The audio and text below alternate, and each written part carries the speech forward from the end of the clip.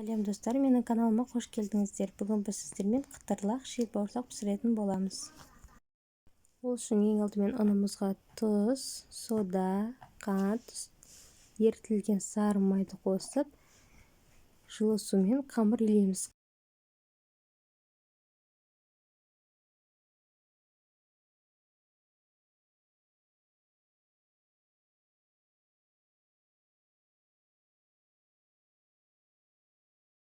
Қамырымызды қаттығы билейміз.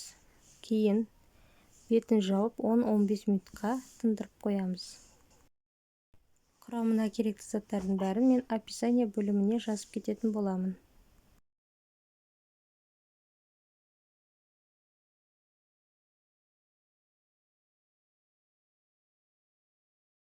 Кейін тынған қамырымызды оқтаудың көмегімен 4 мм қалыңдықта қылып жаямыз.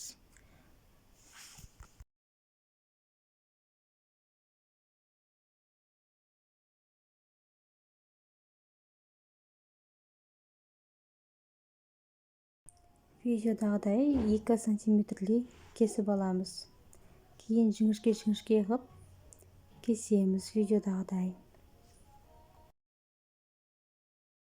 Қамырымның астына құрғақ ұн сеуіп алдым, жабысып қалмас үшін.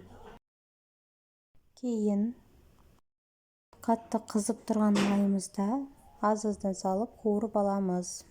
Бұл жерде тоң май мен сұйық майды араластырдым. Егерде сұйық майға пісірсеңіздер, тым майлы болып кетеді. Сондықтан тоң маймен немесе тоң май мен сұйық майды араластырып пісірсеңіздер дұрыс болады. Сіздермен болған мен Ақнұр. Каналыма тіркеліп, лайк басып, комментарий жазуды ұмытпаңыздар.